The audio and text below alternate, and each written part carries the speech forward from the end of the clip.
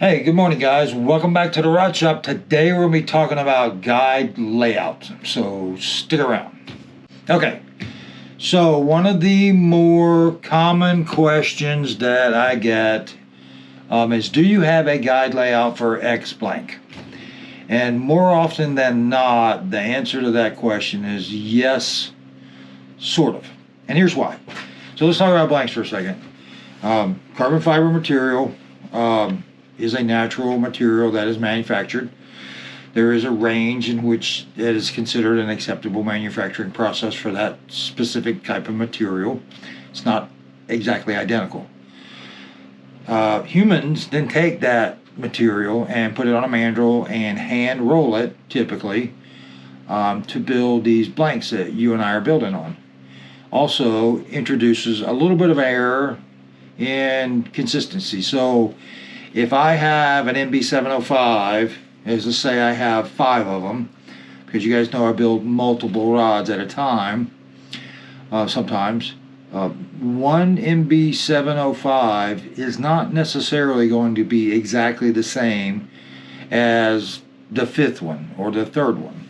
There's going to be some variation. Now, typically, it's not enough variation to make a difference, but sometimes it is. So, first off, almost all of the blank manufacturers that you're going to be buying from will have what they call a suggested guide layout for that blank, whether it be casting or spinning. Sometimes they have one of each.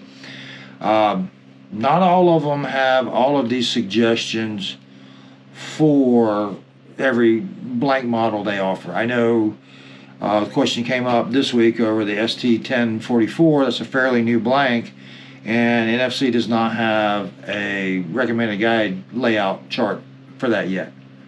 That's not a big deal. Let's say that you have a blank and you don't have a layout for that, at least a suggested layout. What I would do, and what I have done many times in the past, let's talk about the ST1044 again. It is a medium fast blank. So how I would go about laying that out, one, I know I have pretty much a standard layout that I use called the 3-4-5 method. I talked about it in other videos. If you guys are interested, I'll make another video about that. Just put that down in the comments, and I'll jump on that next time I'm out here shooting videos for you guys, answering questions. But take a blank, say a medium fast, find another medium fast in that same manufacturer's catalog, and use that as a basis to start working on your own guide layout. So what I would do, and I've done this especially in the beginning, if I had a medium heavy rod that I was building and I had a medium heavy fast rod that I've already been fishing and I like the way it fishes, I would use that as a pattern.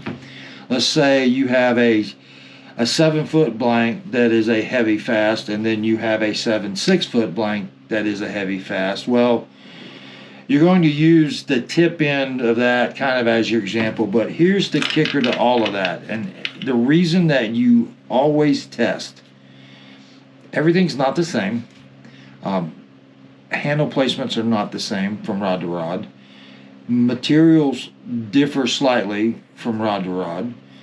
Craftsmanship and the level of attention to detail put in by the guy rolling it on a mandrel is not absolutely the same rod to rod. So do a base layout. Either use another suggested spacing from that manufacturer with the same power and action. Find one you've got that you like fishing with it is the same power and action. But once you get your guides on the blank, you must test if you want optimum performance. If I take a medium heavy fast conventionally wrapped casting rod that I have from Abu Garcia, which I used to fish those guys pretty much exclusively in my tournament days,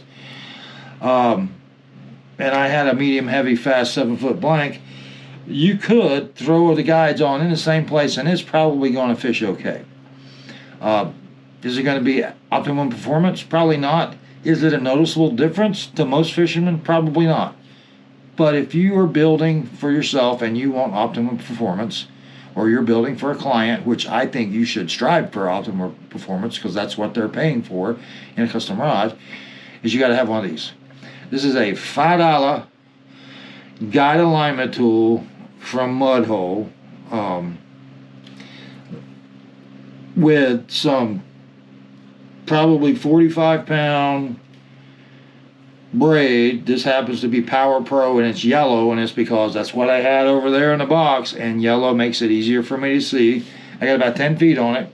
I have the braid tied to the top of the guide alignment tool and then taped at what is the approximate height of a low profile reel line guide for a casting rod. That's where the line is coming off the reel. That's where you're going to start your transition down to your stripper guide, to your transition guide, and then if you're going to keep running out in a conventional wrap, or you're going to start your transition around a blank. But anyway, buy one of these, test every blank. You can find a close proximity to what it should be just by looking at, the other suggested spacing, or looking at another rod with similar power and action. But regardless, even if you have one that's specifically for that rod, always test. So anyway, that's it for how to determine your guide spacing. As always, guys, thanks for watching. I'll see you next time.